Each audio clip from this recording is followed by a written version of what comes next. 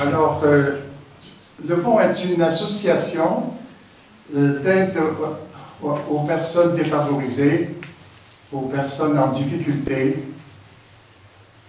qui existe depuis 30 ans. Nous fêtons cette année notre 30e anniversaire.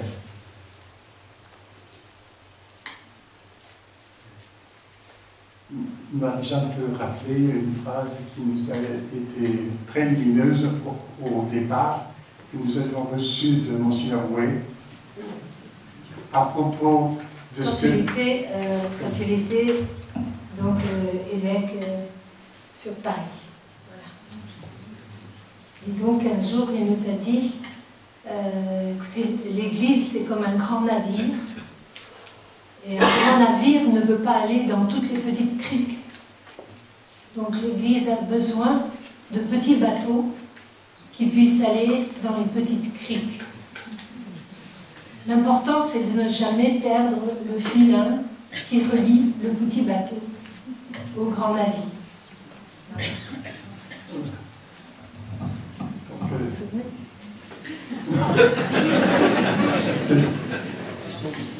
C'est une petite phrase qui, pour nous, était très lumineuse et qui nous a donné vraiment foi dans ce que nous avions entrepris.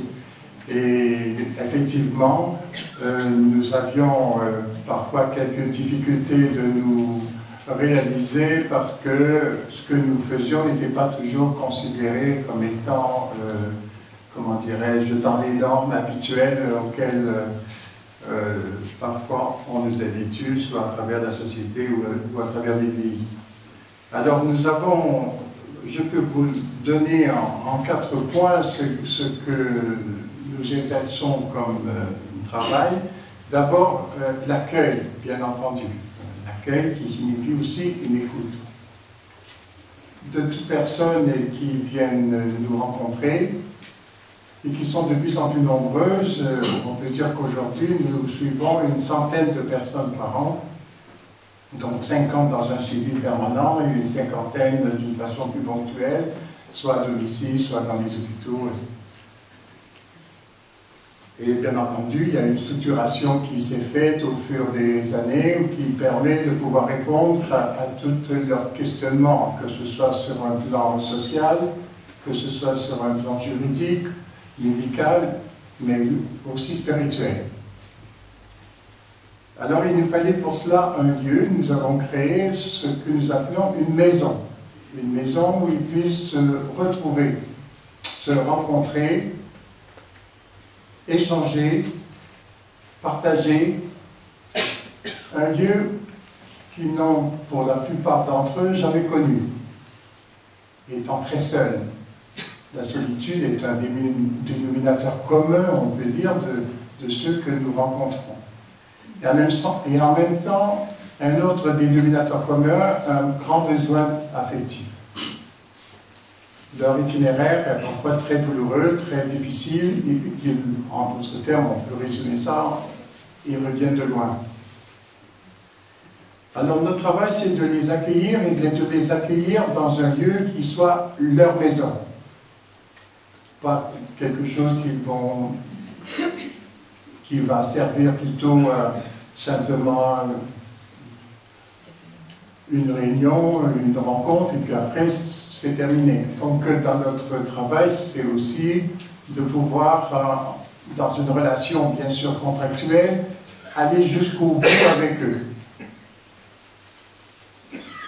Un lieu où ils ont envie de revenir, et certains d'entre eux, ben, ils s'y trouvent encore depuis une douzaine d'années. Ou d'autres qui s'en sont sortis reviennent nous voir en nous disant, mais est-ce qu'on ne peut pas aussi partager quelque chose avec vous et vous donner un coup de main?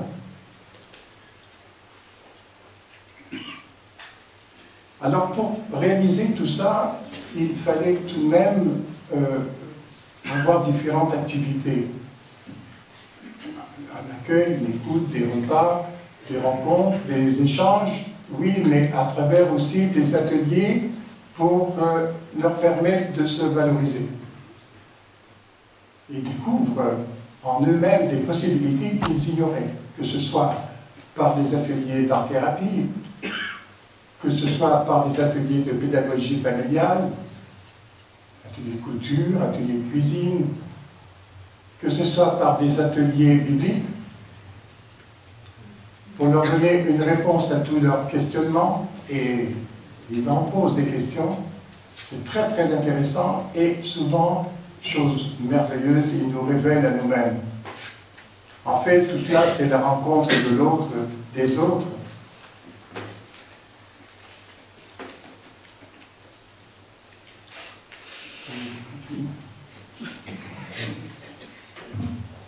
Et ce qu'on peut dire aussi, c'est que au cours de ces rencontres, il y a leur passé qui ressort, et quelquefois c'est assez violent. Donc il y en a qui ont fait de la prison et qui ont cette espèce de sensibilité incroyable vis-à-vis de l'injustice, par exemple.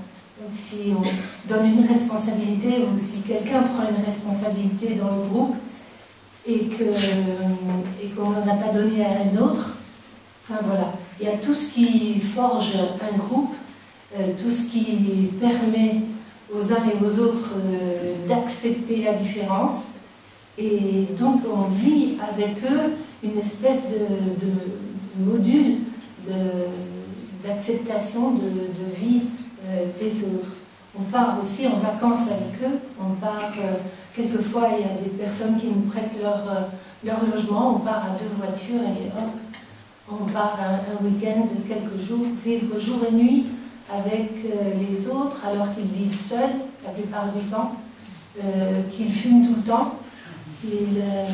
Donc il y a des contraintes qui tout d'un coup apparaissent et qui leur posent question. Donc on essaie de leur dire, ben, nous c'est pas comme ça, mettre s'affaler sur la table ou non, préparer le repas ensemble, mettre le couvert, voilà.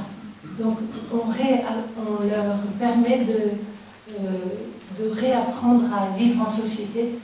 Et puis tout d'un coup, il y a, Richard fait allusion à l'atelier biblique, c'est quelque chose d'absolument incroyable ce qui se passe au niveau fondamental de leur être. La plupart n'ont jamais entendu parler vraiment de la foi, ou quand ils se sont préparés avec nous, par exemple, et avec la paroisse, ça a été un peu compliqué, à la confirmation, parce qu'évidemment, ils n'ont pas le même profil des catéchumènes habituels, qui viennent pour pouvoir se marier en Italie, etc.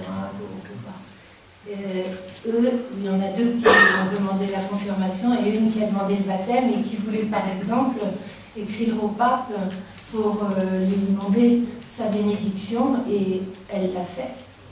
Et le pape François lui a répondu. Ils ont cette espèce d'immédiateté par rapport à la foi. Par exemple, un jour on a parlé du texte sur la miséricorde, ben, le soir même il fallait qu'elle se confesse.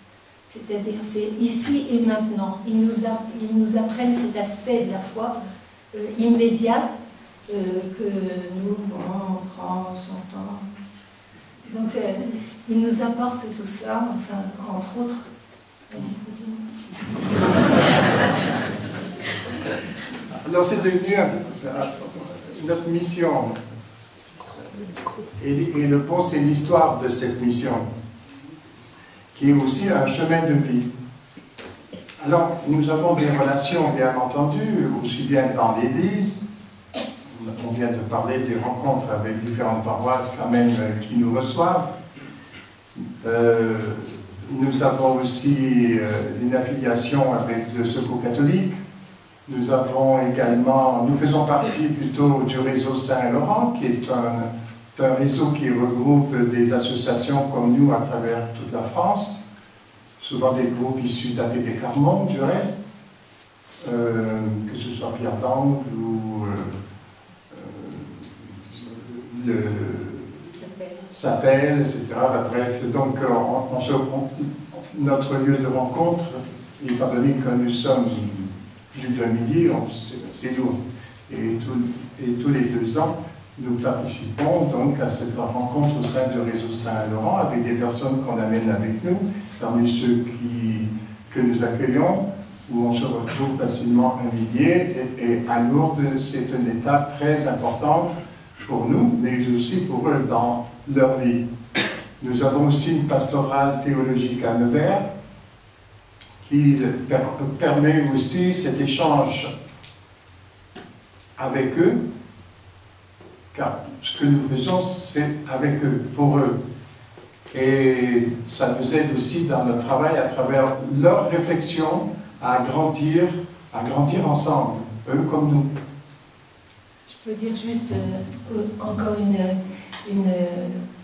quelque chose qui m'est arrivé, c'est qu'il y avait une femme qui se prostituait, que je voyais régulièrement, puis un jour, il pleuvait à Pigalle et tout, et elle a vu passer celui qui finalement l'avait mise sur le trottoir.